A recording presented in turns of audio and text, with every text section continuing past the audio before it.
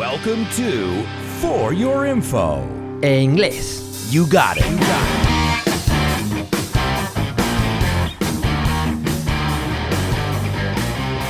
All right, my amigos, and welcome to this, the very first episode of FYI. That's right, For Your Info, but really, those of you who are learning English, it's also for Your Inglés. So welcome to my new podcast. I'm really excited about it, and I'm so glad that you're here for this milestone, esta hazaña. It's always nice. Firsts are always amazing. So I hope you guys are ready because we're going to learn so much more than English on this podcast. We're going to learn about a wide range, right? Wide is amplia, a wide range of different interesting, or I would even go as far as saying fascinating topics. So get ready, guys, to expand your horizons while we learn English and delve into.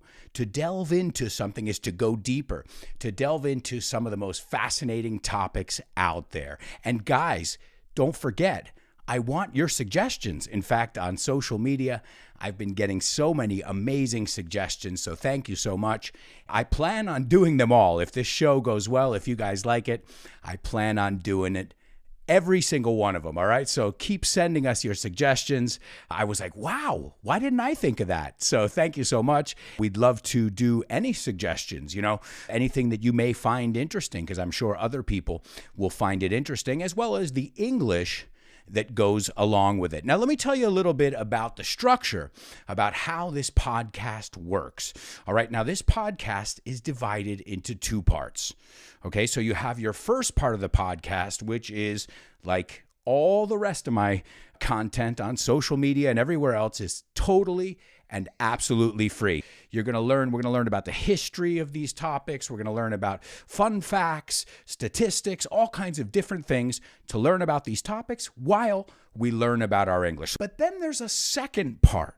Okay, now this second part of the show, this is exclusive. It's exclusive content, and it's exclusively for my Patreon subscribers. Now, those of you who don't know what Patreon is, it's just a way of helping people who create content, artists, etc., and you help support them. Now, I'm not charging you for content. Let me make something really clear here. In fact, I've never charged you for anything except my books, well, because that costs money to make. I wish I didn't have to charge you for those either. But as many of you know, I've been making content for over a decade. If you guys want to subscribe, I want to have additional amazing content for our subscribers. If you'd like to support me, what I do, if you like my videos, my podcasts, you can be a monthly subscriber. There are all different kinds of levels. You can go to my Patreon. It's patreon.com. Patreon se escribe en español. Patreon.com/ and / remember is barra. And then my name, Alberto Alonso, and you can see what it's all about. But basically, being a subscriber, you're always going to get free content from me. Don't worry. You're always going to get free content. But, now many of you know, I have a family, and, it takes a lot of time to make these videos and these audios. I love doing it. Well, a few people had suggested, and that's the way everything good happens in life, I believe. People saying, hey, you should do this. I listen to suggestions. I recommend, you also have to be careful where the suggestions are coming from. So don't listen to every suggestion. But I listened to this advice that many people gave me, and so I started a Patreon page. So take a look at it. It's not that I'm charging for content, but basically I'm going to keep producing tons of content, this podcast included, plus videos and so many other things. And as a way of saying thank you to the people who are helping to support me, my Patreon members, my subscribers, the inner circle of my community, I want to give you guys additional content. So at the end of this, the second part of the show, there'll be a class and, tons of other things that you're not gonna want to miss. And guys, let me tell you something. If you can't afford it, let me know. I'll give you the content for free, right? I'm not trying to do this to make money, but it does take a lot of my time. I love doing it, and every day that I'm making a video or an audio or something like that, I'm not teaching a class or something like that. So members, Patreon subscribers, as a way of saying thank you, you are going to get so many different things. Special, in fact, the people on the highest tier, el nivel más alto, every month I'm going to raffle off, sortear, to raffle off a 1-hour class with me. So check it out. It's patreon.com/Alberto Alonso. This way you won't miss any content. You'll get a second bonus part to this podcast and to many other materials that I'll be sharing throughout these next coming months. All right, guys, so thank you. And today we're going to look at a topic that I love. It's near and dear to my heart. It's everywhere, from the Bible to Beowolf. That's right, that early literary piece, Beowulf. There's wine making. The Bible, if you remember, in the Bible, they talk of wine. So it's part of our milestones, parte de nuestras hazañas, our celebrations, from communions to carnival. Guys, join me as we discover the wonderful world of wine. Cheers, or as we say in New York, salud. Why did I decide to choose wine? Well, I think being a Spaniard myself and having Italian blood, well, wine is, in my blood. Spain, Italy. And in fact, speaking of wine as blood, many of you know wine has often been compared to blood, going back to that biblical sense as well, right? But wine is such a great thing. I'm not promoting alcohol here, guys. Don't get me wrong. No me malinterpretes. But wine has been a part of our celebrations. We give it as gifts, right? How many times have you gotten a bottle of wine from someone, right? Most importantly, and this is one of my favorite things about wine, is it's meant to be shared, right? Wine is something you're supposed to sit down and share, maybe even a meal, right? A nice meal, a bottle of wine, and it can be romantic, it can be a family dinner, but it's meant to be shared. So that's part of the beauty of wine. That's part of the attraction of wine, in my opinion. And also, my roots are in Almeria. So my family, we have farmland, right? Tierra.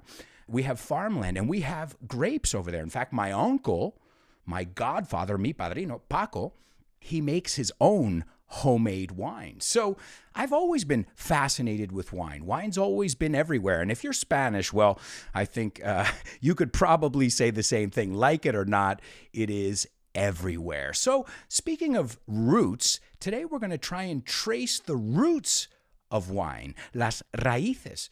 So where did wine come from? Now, the easy answer would be Spain, right? Or France or Italy, one of these very famous wine-producing countries, right? Spain with their Ribera del Duero, or France with their Merlot or Cabernet Sauvignon. Pardon my French. Pardon my French es una expresión que decimos cuando vamos a decir una palabrota. When we're going to say a bad word, we say pardon my French. So pardon my French pronunciation, I should say, to be more specific. And then Italy, if you want a nice Chianti or something like that. So no, it's not Spain. It's not France. It's not even Italy. Nope. We have to go back to 6000 BC. Now, 6000 BC is, we say in English, you say AC. Me encanta que en español es AC/DC. Chulísimo. In English, it's before Christ, right? And that's anything antes de Cristo, right? AC, before Christ. And then we say AD, which is Anno Domini. I believe it's Latin for in the year of our Lord, right? So we got to go way back to 6000 BC. Hace en español. And where do you think it started? Where did almost everything start? One of the most ancient civilizations there, China. Now, were they making what we know as wine today? No. But were they fermenting things and making alcoholic beverages? You bet. Of course they were. Yeah. They were fermenting honey and fruit, right? Fruit. No fruit, fruit. So they were fermenting honey. And well, this started to spread like many good things. You know, people say, wait, this stuff tastes pretty good. And, well, I'm feeling a little buzzed. Tengo el puntillo. I'm feeling a little buzz. So it started to spread. It spread to the Middle East, places like Georgia, Iran as well. And then we fast forward to 3000 BC. So 3,000 years forward. So this is, think about how long wine has been with us, or something similar to wine, a predecessor of wine. It's been there through every major war, every battle. In fact, in the second part of the show, we're going to show you what wine has to do with the Declaration of Independence in the United States. We'll take a look at that after the break. But right now, we're going over to Egypt, 3000 BC. Be careful, because a lot of my students say Egypt. It's not Egypt, it's Egypt. Now, in Egypt, in 3000 BC, they were the first pros, los primeros cracks, the first pros. Why? Well, they were the first ones to label the wine, right? To label es etiquetar. And they would put the label, they would put the year, very important, right?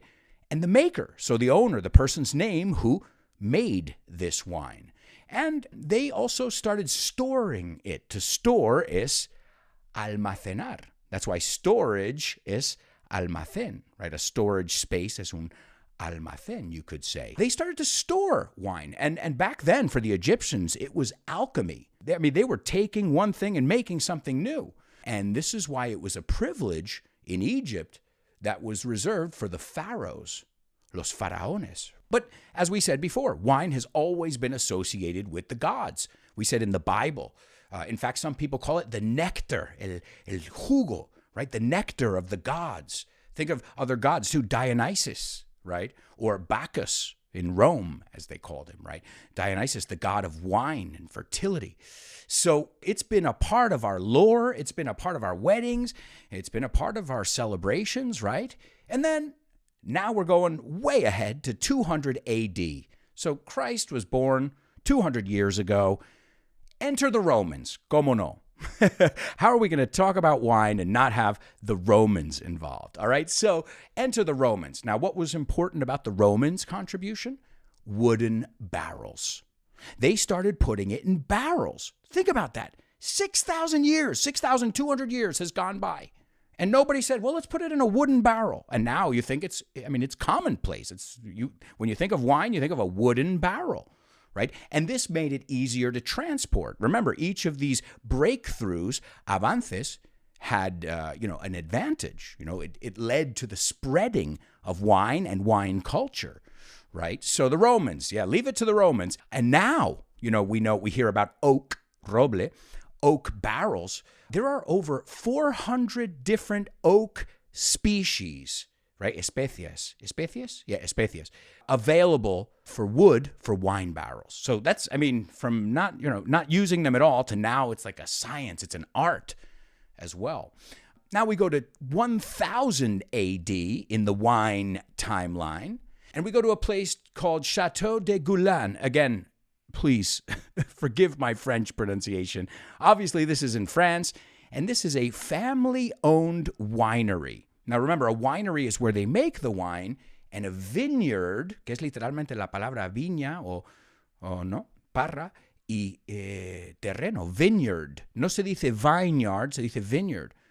And that, that is one of the first, major wine producers, Chateau de Goulan. That was 1000 AD. The good news, they're still in business today. You guys are thinking, all right, well, cool, but we're missing a really important part here. What about the cork? El corcho? Well, that didn't come along until 1600 AD. It took thousands of years of drinking this stuff. I guess they drank too much to say, let's put something in there, something that'll kind of give and, can breathe a little bit, but not too much. And, the breakthrough in 1600 was cork. They started putting corks in their wine, and the bottles became stronger as well. Oh, and here's a little misconception, by the way. If you see someone in a restaurant sniffing the cork, they know nothing about wine. Because what does a cork smell like? You guessed it, cork. So what do you have to do? No, you don't smell the cork. You have to look at the cork. It's a visual thing. You look at the cork. Does it look okay? Is there wine everywhere or just on the tip, la puntita, where it needs to be? Are there holes in the cork? That's what you need to do. You need to look at it. 1830 now. We go to the year 1830. The modern wine bottle, the wine bottle we know today, was invented. So the cork came before the modern bottle. So you're thinking, what did they use? Well, I'm sure they used other kinds of bottles, but they also used goat skin bags. Okay, bolsas de piel de cabra, goat skin bags. Imagine going to buy some wine or going to a restaurant and eatery and saying, I'll have some wine, and they bring you a goat skin bag. Well, think about that in Spain, right? You guys have the goat skin bag. Now it makes sense. See? 1830, supposedly, until we got our modern, what we know as the wine bottle. And then the last breakthrough, which was incredible, it took so long to figure it out. They didn't know. All these thousands of years had gone by, and nobody knew what was happening. What was the chemical process? Why was this fermenting? What caused the fermentation? Enter Louis Pasteur, right? The pasteurization process. This same guy, that famous Pasteur guy, we've all heard of him when we look at our milk bottles. Well, he discovered that yeast was that mystery ingredient that was causing this fermentation. Yeast is levadura, okay? Levadura. We've got to finish up, but when we come back, we're going to look at a lot of different things. We've got so much in part 2 of the podcast, the exclusive content for our subscribers. So if you guys aren't subscribers, now's a good time to go subscribe. It's definitely affordable, and I would really appreciate it, and you're going to get tons of content. So really quickly, before we say goodbye in this part of the podcast, let's look at the different kinds of wine. So we've got white wine, obviously, that's blanco. Red wine, right? Red wine is tinto. Yo antes le decía rojo. Red wine. And then we have rosé or blush. Rosé or blush, right? Now, this is a good one because the word blush is sonrojarse, to turn red. So sometimes if you drink too much blush wine, you'll blush. And then the last one, which is like dessert wine, which is port wine. Port wine. All right? So those are the 4 types. Varieties? Over 10,000 varieties of wine grapes exist. So that could be like a whole series on the different varieties of grapes. But guys, there's a little tip of the iceberg, a little introduction to wine and some vocabulary around it. Now, guys, we're going to go to this commercial break here. As I said, for those of you who are not on Patreon, this is the end of today's show. Thank you so much for being here anyway. We love you. You're still going to learn no matter what. And Patreon subscribers, we'll be right back with the second half, where we're going to take a look at the world's most expensive bottle of wine. We're also going to take a look at how to order wine, right? Hey, you need to know how to order wine. And also, what do the U.S. Declaration of Independence and wine have to do with each other? All right, so guys, we're going to take a look at all that and much more in the second part of FYI.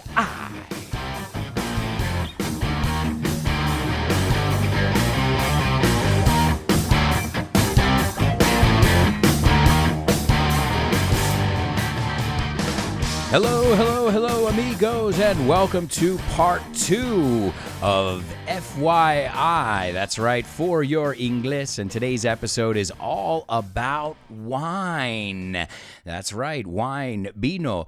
No, I wasn't saying wine lloriquear, right? That's another word that sounds exactly the same. So we have wine, vino, and wine lloriquear with an H, W-H-I-N-E. In fact, when someone starts whining, we always say, well, not always, but a little joke we sometimes say is, would you like some cheese with your wine?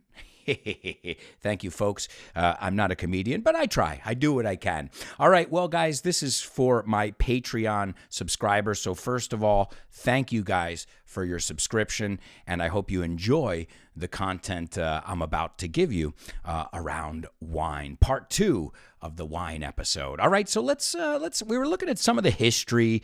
We looked at a timeline, which we looked at a lot of vocabulary as well, but let's look at some more vocabulary. Now, I've had a lot of students who mix up a wine bottle with a bottle of wine. All right. Well, a wine bottle is empty, usually, right? A wine bottle is empty. A bottle of wine is what you order in a restaurant, right? In fact, speaking of ordering, right?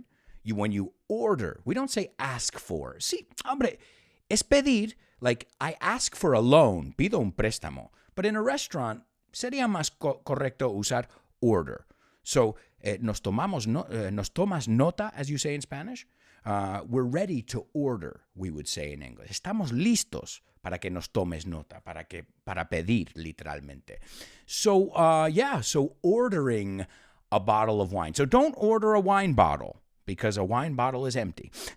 A bottle of wine is what we would order. And we order it off a wine list. So if you're at your table and you have your menu and you're not seeing the wine, you'll ask the waiter or waitress. Otra forma de decirlo, que es universal, es server. You'll ask your server, or if you're lucky, have a sommelier, and they'll bring you la carta de vino. We say the wine list, the wine list. All right, guys?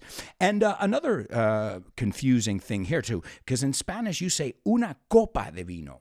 But remember, in English, we say a glass of wine. We don't say a cup of wine. And do you know why we don't say a cup of wine?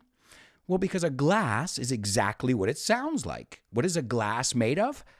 You guessed it, glass. Eso es. So a cup is usually not made of glass. So we reserve cups for things made of plastic. In fact, you could say plastic cups, paper cups. So remember, we don't say a cup of wine.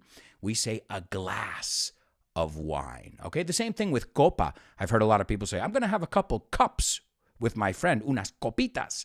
And I say, no, I'm going to have some drinks or some mixed drinks. Or if you're fancy, some cocktails. So we order bottles of wine. We order glasses of wine, right?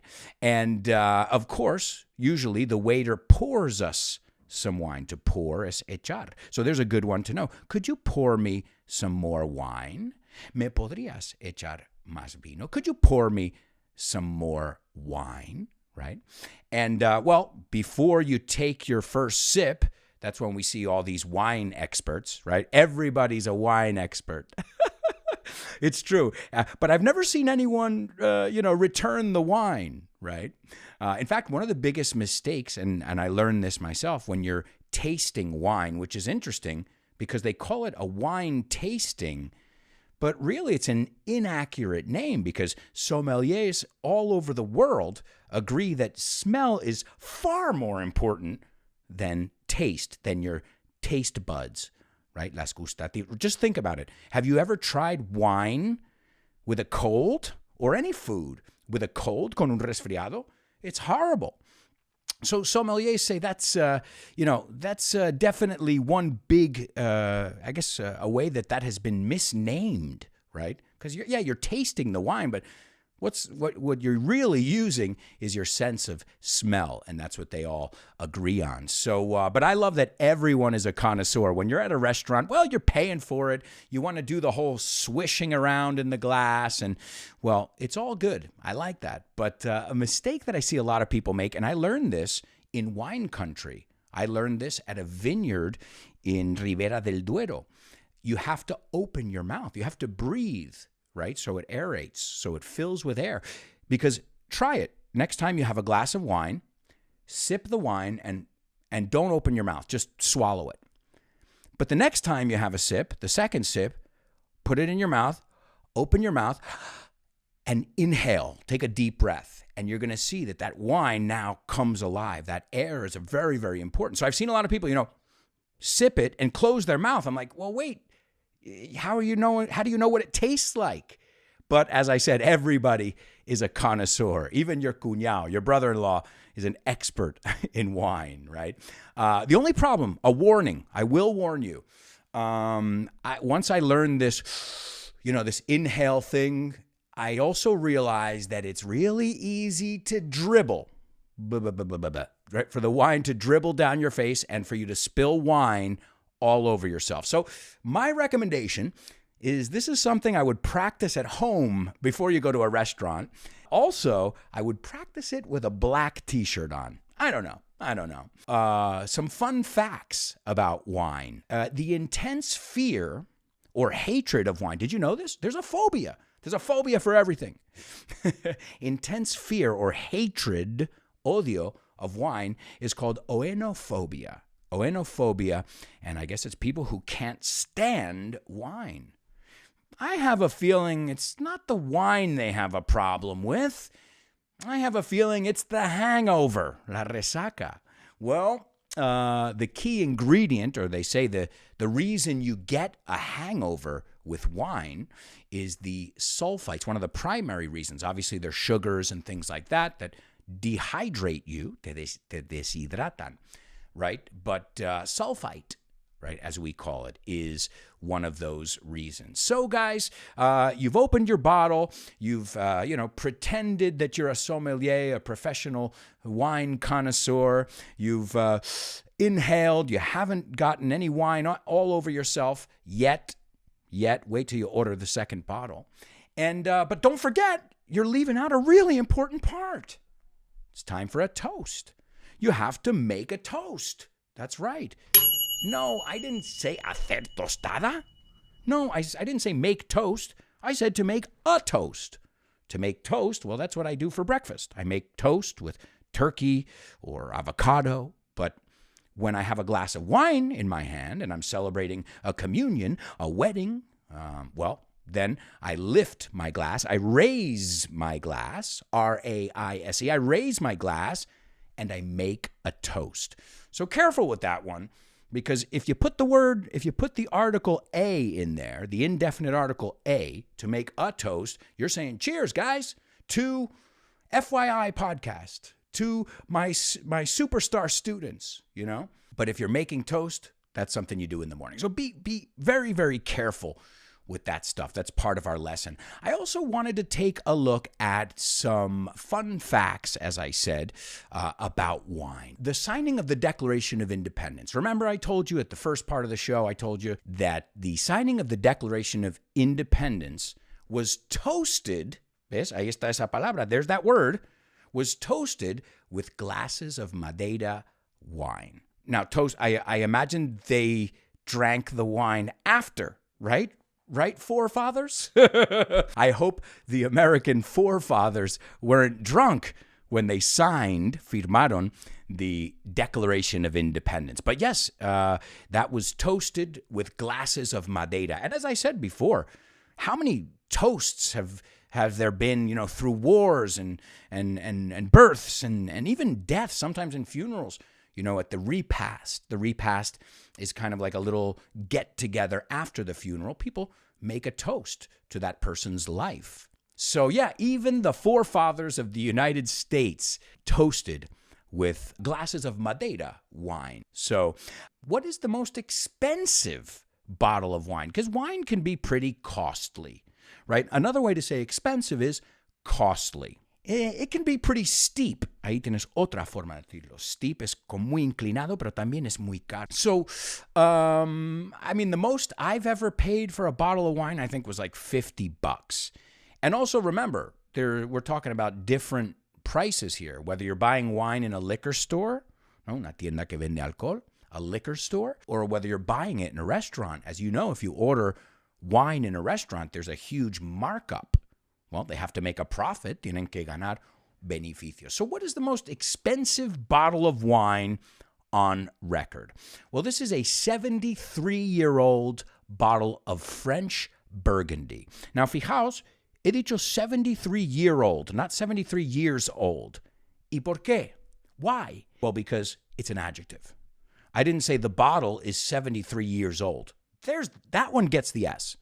But since I referred to that as the adjective and the bottle right? So a 73-year-old bottle. I'm a 42-year-old man or boy, depending. So a 73-year-old bottle of French Burgundy. It's older than my parents. Burgundy, this is a good word too. Burgundy, with the color of wine, right? Bermellón. But also, why do we call it Burgundy? Well, Burgundy is also a region in France. You say Borgoña. So there's a good one. Burgundy. Si te sabes la palabra Burgundy en inglés, sabes Borgoña, Bermellón. So it came from that area. Of course, Burgundy. When I think of wine, I think of Burgundy. Why not? And how much do you guys think it cost? Well, first, let me tell you, it's sold at an auction. Una subasta. It's sold at an auction. The bottle was from 1945, right? The maker was Romani Conti. Romani Conti. I'm not familiar. I'm one of those restaurant wine connoisseurs. You know, I swish around the glass and, yeah, sure, we'll take it.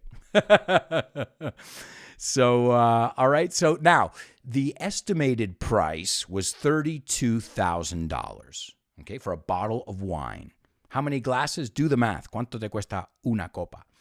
$32,000. But that's not how much they paid for it. It's an auction. Es una subasta, right? So, how much do you think it went for, right? It went for, ¿cuánto crees que lo vendieron por? How much do you think it went for? Well, it went for 17 times the original price. So the original price, or the estimated original price, $32,000. At the auction at Sotheby's, the famous British, auctioneers. Are you ready for this, guys? Sit down. Put down your glasses of wine because you're going to spill them right now. Las vas a tirar. You're going to spill them. $558,000. $558,000. We're talking over $500,000 for a bottle of wine. That is crazy. It blows my mind when I think of that. Somebody paid for it. I think 10 euros is a lot for a bottle of wine. Call me cheap. Call me a cheapskate, tacaño. But I'm convinced you can get a decent bottle for 5 or 6 euros if you know what you're looking for, especially in living in Spain like I do. We're very, very lucky to get good wine at a decent price, right? So yeah, that is too expensive, man. 550. And here's the thing. You don't even know if that's what's in there. Because I don't know if you guys know about this, there's something called wine fraud. Fraude, we say fraud. Wine fraud. Now, what is wine fraud? Well, the restaurant industry probably goes through thousands of bottles of $1,000 wine. ¿Ves lo que he hecho ahí? Uno como adjetivo. So thousands of bottles, miles de botellas, of $1,000 wine, de vino de $1,000. I'm saying that as a number. Expensive wine. But if you're a collector, my first question is, are you even going to open it? I could put cat piss in there. Podría poner orina de gato. Cat urine. You're not going to open it. So that's pretty crazy. There's a whole thing. So how does this wine fraud work? Well, what I've heard is people who work at fancy restaurants, swanky restaurants, right? De alta gama. Well, when they have an empty bottle of wine, either a server or a manager, somebody with access, they're like, whoa, this is a chateau, blah, blah, blah. This is worth, I think, 250 euros, $250, whatever. So you know what they do? They sell it online. They sell the empty bottle. So they don't sell a bottle of wine. They sell a wine bottle, para repasar lo que vimos antes. An empty wine bottle. And somebody buys that, somebody who wants to go through the time, they sell it for like $50 or $100. I've seen it. 50 or $100, empty bottle of wine, right? A wine bottle. You can say empty bottle of wine or a wine bottle, of course. And so then someone who has a lot of free time and has a shady business, what do they try and do? Well, they fill it, they, cork it, and they try and sell it and pass it off as, that's the phrasal verb, to pass something off as something es hacer que algo parezca otra cosa. So they try and pass it off as a fine wine, when really it's cat urine.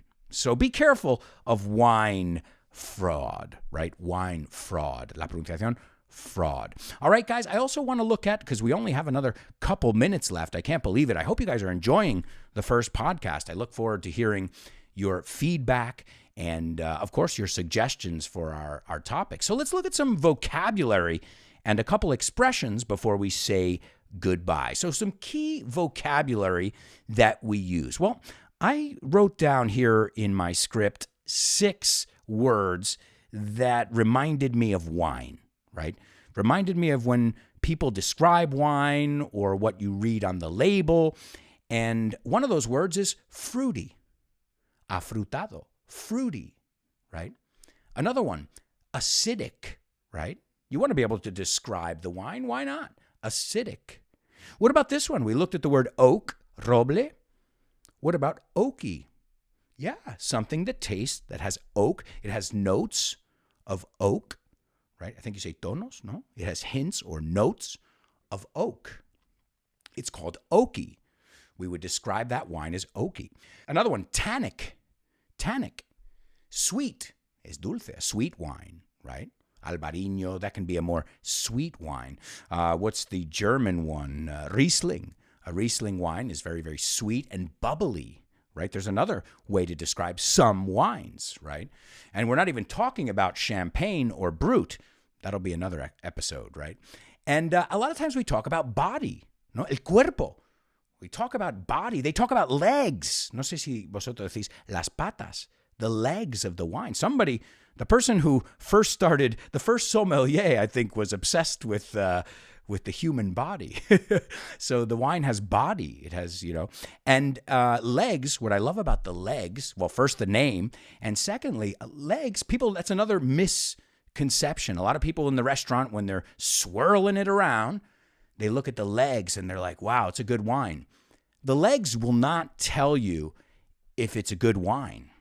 They're just going to tell you the viscosity of the wine. They're going to tell you how thick the wine is, but they're not going to tell you, it's not going to tell you, wow, this is a good one. It's got a lot of body, right? It's got these nice long legs that drip down the glass. We call them legs. All right. So those are just some words that you can use to describe some wine next time you're doing a wine tasting. All right, and a couple idioms over here that I wanted to teach you before we say goodbye. I can't believe it, guys. The first podcast. I hope you guys liked it. I hope you learned a lot, of course, and I'm excited to do more. So give me your feedback, please. All right, so idioms, a couple idioms related to wine. Well, the first one, as I taught you before, is somebody is whining, because acordaos, there's a homophone. Wine es vino and wine es lloriquear o quejarse también, right? So when somebody starts complaining, you say, would you like some cheese with your wine? Es como, deja de quejarte, stop complaining. We also talked before about barrels, right? We were talking about barrels of wine and how those didn't come in until, when did barrels come in? I think the Romans, I said, right? The wine barrels. Now I can't find where the barrel came into play. But the point is, we have a great expression that comes from this word, barrel, barril. And it's the bottom of the barrel. If something is the bottom of the barrel, es la parte del fondo, lo que queda. Think about that. That's all the crap, right? All that stuff, all that sediment. Think about that when you've opened up a bottle of wine. Well, just imagine opening up a barrel of wine, right? So if something is the bottom of the barrel, it's not the best stuff out there, right? The bottom of the barrel. Okay, and the last one, I told you before, we said vineyard is where they grow the grapes, right? A winery is where they make the wine. And a grapevine, right? We call it a vine, is something that grows, is what you say, parra or parra? Yeah, parra. Estás en la parra. You're on the grapevine.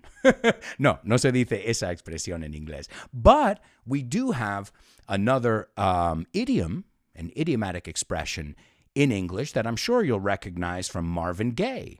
And he has a song called, Don't You Know I Heard It Through the Grapevine. Yeah, I'm just about to lose my mind. Honey, honey, boom, boom, boom, boom. I heard it through the grapevine, which literally means, it's a synonym for a little bird told me. It's me lo contó un pajarito. So it's when you're giving somebody some information, but you don't want to reveal the source. la fuente. All right, guys. And the last one I'm going to give you here is more of a recommendation. Well, I gave you that song, but I'll give you a second song as well that has to do with wine. And I love this song. It's always, it reminds me of, just a romantic dinner. It's called Scenes from an Italian Restaurant. Escenas de un restaurante italiano. It's by the New York artist, Billy Joel. And if you're familiar with the song, it goes, a bottle of red, a bottle of white. So if you want to learn some more wine vocabulary, remember, you can always do that, those suggestions, especially that expression, I heard it through the grapevine. Well, guys, that's the end of our show. So if you enjoyed it, let me know. If you have any topics you guys want to hear about, awesome. As I said, if you're listening to this part of the show, it's because you're supporting me and you guys have subscribed to my Patreon. I really, really appreciate that. So anything I can do to improve, do anything that maybe you may find interesting, let us know. We'd be more than happy to hear your suggestions. All right, guys. So thank you so much for joining us on this, our monumentous first episode of FYI. Cheers, guys.